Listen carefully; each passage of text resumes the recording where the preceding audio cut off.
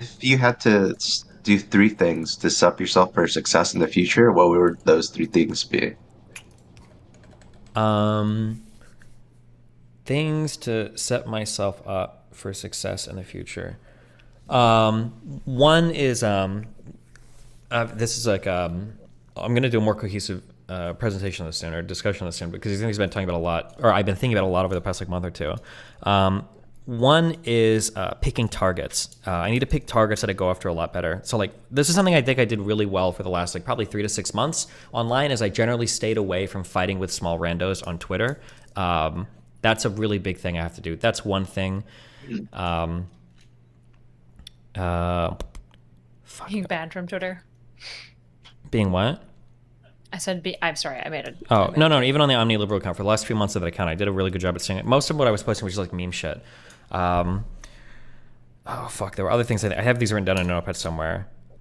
Um, what not losing my temper and my cool against people in debates. A lot of these are things that I've worked really hard on over the past year. So the things I've already done a lot. I think I've gotten like pretty good at like debating contentious people, not necessarily losing my cool, like being really charitable towards other people, being like really empathetic. Because my goal towards like for 2023, my goal is less towards making people like me and more kind of like angling my content towards being a little bit more confrontational in like a respectful manner. Because I think I think I've done too good of a job right now of getting like conservatives on my side and stuff. This is like the joke I made where I'm really good at saying like, oh, like we should have challenging conversations and everybody likes that, but I don't actually have any challenging conversations. I just jerk off about it. And like challenging conservatives more on talking points is something I want to do more going forward. But yeah, okay, sorry.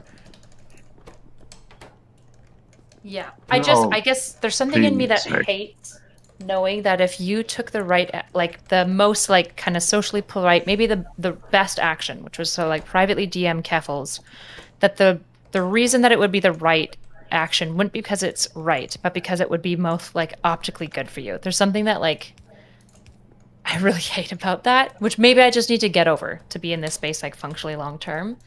It's just I don't know. I'm still struggling with all of this, I guess, because there's Yeah, just you I so have many think to you bad you feel just the actors. virtue ethics there. you have to get over it. Basically, remember, like I think the fundamental assumption that you have to understand, or the fundamental truth, is that humans are not truth-seeking things. Like that's like a fundamental position that we all work from. That we believe that like humans by default will seek the truth, but that's not true. They take other paths towards gathering information. And I think as long as you understand that, it's easier to understand that like people think about things in terms of narratives and in terms of clips. Like they're not going to be like looking for your full content or doing anything like that. So you have to like function in that space where it is about optics and rhetoric and narrative a lot. But I guess Yeah. like the ideal is hopefully you do it better. Well, I would want to do it better because I'm also being truthful at the same time, which a lot of people aren't Hmm. concerned with at all. So Yeah. I would actually add that there's also like it's the haters are the loudest people, but there's like the silent majority. Like the majority of people who fuck with your content, like they typically maybe they hit the like button, but they're not like ranting and raving in the comments, right? So Mhm. it's typically that's kind of like the restaurant dilemma. If you provide really good service, like no one's really going to leave a review, but if you provide bad service, everyone's going to leave a review. So there's like the silent majority that I think like every single content creator has. But then you look at the comments and it's like if it's like 50% negative, but that's only like 5% of the audience. Yeah, for sure. I'm gonna circle back to the question I asked because I don't think you answered it, and I think that's kind of telling, um, at least in the way I asked the question. I meant to ask the question. So when I said what were three things that you could do to set yourself up for success, you listed off things that were more outcomes than processes that would help you achieve those outcomes. Well, one process is I think one of the things I said was like not fighting with smaller people is probably important. Um, that How are you gonna do that? Like how? I mean, besides more self-control, aggressive. obviously Something that I self-control started, is very. yeah. So a huge behavior change that I started to do on the last half of the Omni Liberal account was anytime I joked about this, and people call me transphobic, and I phrase this in a really bad way, but I think I said I was going to start blocking all trans people. Unironically, I started to do stuff like that in the later part of my Omni Liberal account. When I saw people like stirring shit up over like stupid like social issues and shit, I just block. I'd blocked like over 1,000 people on that account by the time I got banned, and it was a really easy way for me to avoid messing with all of these like the lacking saint or like all these weird fucking losers, biggest Joel on Twitter, is I would just block everybody so that I wouldn't even be tempted to deal with it. So like that's one behavior that helps. Yeah. Yeah, I think that's good that you found one. But it would have been better if you had done it earlier, right? Yeah, probably. And I think a big part of setting yourself up for success is like these sort of um, planning, preparation things. Yeah, a little bit. Oh, another behavior that I do this a lot now when I compose tweets, and I do this a lot when I do this a lot now when I'm making like Reddit posts and stuff. And I try to think about it when I'm speaking, but it's a lot harder to do on the fly. Is I'm trying to read all of my stuff now as like, what is the worst way this can be interpreted, and like, is there an easy correction that I can make so that that doesn't happen? Fuck, I had like examples of this earlier. Fuck, because I think it was in a Reddit post I made today. But like, I'll be writing something and I'll say like, oh, like this would be like, fuck, I can't. Fuck, I had such a good example because I've done a lot of tweeting recently. But like, I'll be like reading a tweet and I'll see that like, okay, well, if I say this, it might actually be that somebody could take this and interpret it this way. So like, let's like change the language up. But that's something I'm starting to do a lot more now. Is I'm starting to look at like my tweets, and I guess hopefully I can apply it to my real life conversations. So like, if I say something in a particular way, like how could this be taken? Like what more qualifiers can I add or whatever? The only issue is that sometimes it gets really hard with certain contentious issues because like at some point I'm overqualifying myself so fucking much, and it starts to feel like a little ridiculous. But yeah.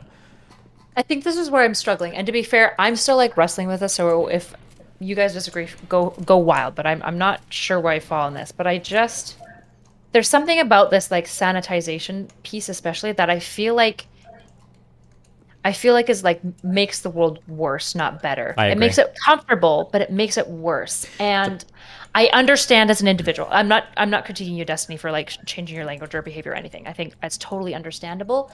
But there's something about it that feels like actively needs to be pushed back and changed within the culture. And I don't know how to do it. I'm not asking anyone. So- but it's like there's Yeah. go ahead. So here's the problem. This is like the issue. The issue is that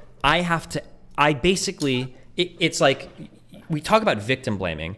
It's kind of like I have to walk through a bar expecting that every single person is trying to violently rape me at all points in time, and that's the reality of the scenario. That is exactly what's happening. That every single statement that I could possibly fucking utter is like, how can somebody bend me over and rape me with this fucking statement? Every single fucking thing I said. And that's like the frustrating part about it, because at the end of the day, and not to be too self-aggrandizing, almost everything that I get attacked with in a broad categorization is just completely not even untrue. It's fucking absurd. Like, nobody could engage with any amount of my content and come away thinking that I'm racist or transphobic. That is impossible. The only way you could do that is with the least charitable interpretations off of like 15-second clips. Like, that's it. The overwhelming amount of my content is like talking about systemic injustices, talking about like, issues that trans people deal with, like overwhelming about. So like, that's the thing that's frustrating is it's like, do we really have to conduct ourselves in a manner in which the most bad faith actor possible can take a 10-second clip of my video and spin this in a way that makes me look transphobic or misogynistic or racist?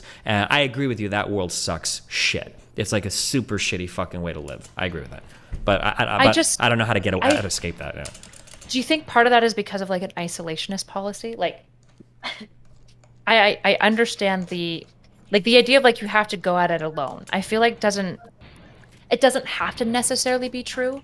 Like, one thing that I really, really love about like my community that I'm building up right now, which I fully realize has selection bias, and in many ways I am the king and queen of it, so I have a very pearly like experience of it as well. But there's something really nice about like having a collective of people. Like, you have it kind of with your orbiters to some degree, of like a number of people who are willing to be charitable and basically like say like if you walk into the room and people try to rape you, there's like, is there a way to have people behind you to basically like, punch the raper to some degree? But that's the issue. Is what we really need is we need people to stop raping each other, and that's the issue. Because it's easy to go into your own community and have people be relatively charitable towards you, but who cares, right? The challenge is that people from other communities need to work on being more charitable. So that was like my political project this year, was reaching out to people that disagreed and showing that like I can have conversations with red pillars or with conservatives or with even British people. Like, there are all these people that are completely different that I'm able to jump in and have conversations with. Now I just need to figure out a way to do that next year where I'm doing that but still challenging them, because I don't think I challenged them. Maybe. I think I did a decent job, but I can challenge them more. I can do that more, yeah. For 2023, my goal is going to be not to rape Destiny. Thank you. Jesus. All right, bye. Remember to hit that like and subscribe, and don't forget the notification bell so that my videos show up right in your feed.